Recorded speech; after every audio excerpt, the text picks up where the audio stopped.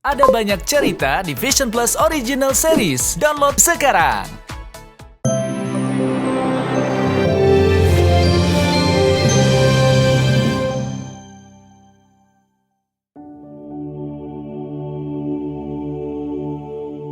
Pemirsa, penyanyi sekaligus anggota DPR RI Krisdayanti kemarin menjalani agenda rutin donor darah di kantornya Gedung Nusantara 3 DPR RI.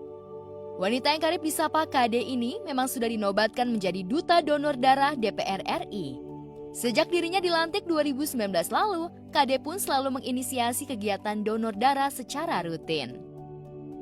Jadi memang donor darah yang dilakukan oleh Palang Merah Indonesia bersama Korpri DPR RI ini memang dilakukan secara rutin ya, dari awal pelantikan 2019 yaitu rutin di 2020, tapi terkena dampak pandemi jadi hampir 1 tahun benar-benar tidak diadakan. Lalu kemarin di 2021 disempat dilakukan 2 kali, dan untuk 2022 ini baru dilakukan kembali di Gedung Nusantara 3, di Lobi Nusantara 3 DPR RI. Jadi memang tahun 2021 kemarin saya mendapatkan tugas dan amanah sebagai Duta Donor Darah DPR RI. Tentu ini adalah satu hal yang benar-benar menyentuh saya gitu ya.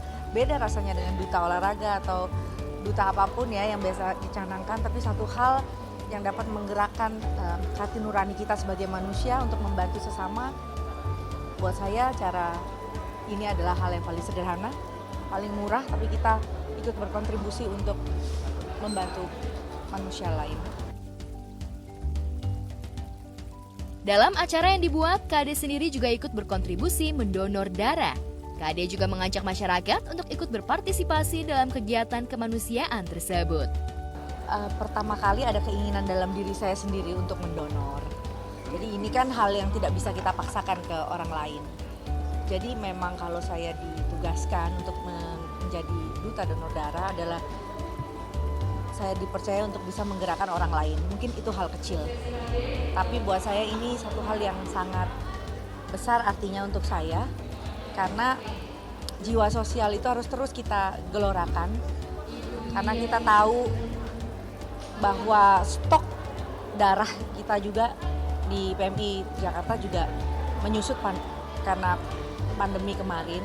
Jadi kita nggak pernah bayangkan bahwa darah kita ini mungkin bisa membantu saudara kita yang ada di Aceh. Teman-teman bisa bayangin setiap hari ada berapa transfusi darah yang dibutuhkan. Ada banyak ratusan ribu kecelakaan di luar sana. Ada ibu-ibu yang sedang meregang kesakitan untuk melahirkan bayinya, membutuhkan transfusi darah juga. Ada yang harus cuci darah juga. Jadi sangat-sangat dibutuhkan memang. Hal ini mungkin nggak menjadi satu fokus orang bisa menilai ini adalah bantuan yang real secara morality, it's really humanity. Jadi hal yang sederhana yang sangat berdampak, dan kita membutuhkan sekali darah yang memang kondisinya baik untuk saudara-saudara kita di luar sana yang sedang, tadi saya bilang, perlu transfusi darah, perlu ada kecelakaan di luar sana yang butuh darah. Duta Donor Darah DPR RI tersebut mengungkap banyak manfaat yang dirasakan setelah donor darah. Selain tubuh lebih sehat, donor darah juga menstimulasi dirinya agar selalu awet muda.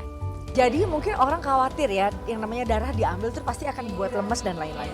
Jadi jangan khawatir, jangan panik. Lewat tubuh kita, lewat sumsum tulang belakang, ini akan menghasilkan darah baru sebetulnya.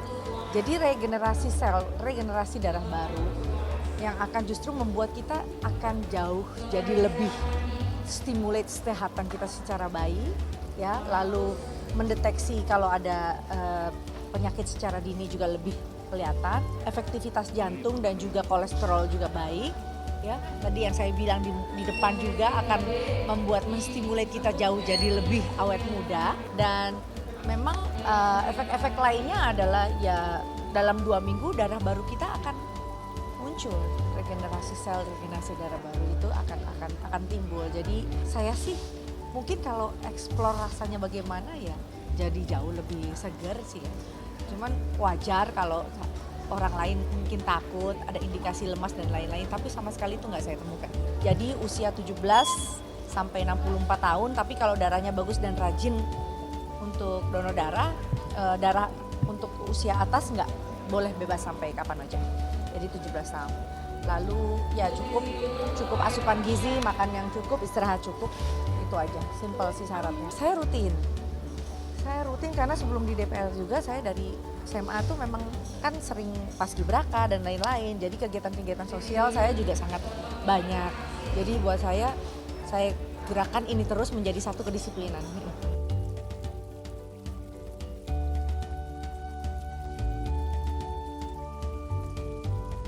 Di sela kegiatannya, Kade juga sempat mengomentari perihal sang cucu Aminah Hana Nur Atta yang dalam waktu dekat akan pergi liburan ke Pulau Dewata Bali bersama Atta dan Aurel. Lantas, apakah Kade akan ikut serta berlibur bersama Aminah ke Bali? Saya bilang kasihan itu cucu saya ya, ngerti juga enggak. Ya, emang dasar mama papanya aja mau healing ya, saya bilang, saya bercanda gitu. Tapi ya nggak apa-apa ya, namanya kan mereka itu kan sangat tinggi ya aktivitasnya. Jadi sometimes perlu istirahat, perlu refreshing walaupun nggak bisa jauh dari pembuatan konten dan lain-lain. Tapi saya pikir mereka udah terbiasa dengan industri itu, jadi mereka juga perlu relax dalam kerja-kerjanya. Ya syukurlah sudah ketambahan anak, jadi mungkin hawanya juga baru ya, ambience-nya juga lebih nyaman bawa anak gitu. Iya, karena saya seminggu sekali itu minim datang, tapi kemarin itu saya langsung lari ke cucu supaya bisa nyanyiin pas sambil massage dan lain-lain. Karena saya tahu dia udah mau berangkat ke Bali, jadi ya udah sampai ketemu minggu depan, Aminah. Ya, lantaran tak bisa ikut karena banyak kegiatan dan pekerjaan, sebagai seorang nenek, Kade tak lupa memberi pesan khusus untuk Aurel yang akan membawa bayi pergi liburan. Nggak bisa, ini kerja. kerja. Ya, saya bilang hati-hati karena kan traveling sama bayi itu beda ya. Terus packing juga bawa yang efisien, nggak usah semuanya diangkut.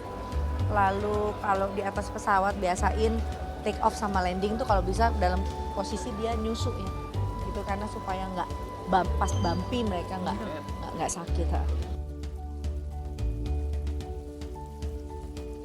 Soal perhatian pada anak-anaknya, Kade memang selalu membuat prioritas. Tak hanya pada Aurel yang sudah berumah tangga, pada Azriel Hermansyah, Kade juga menaruh perhatian.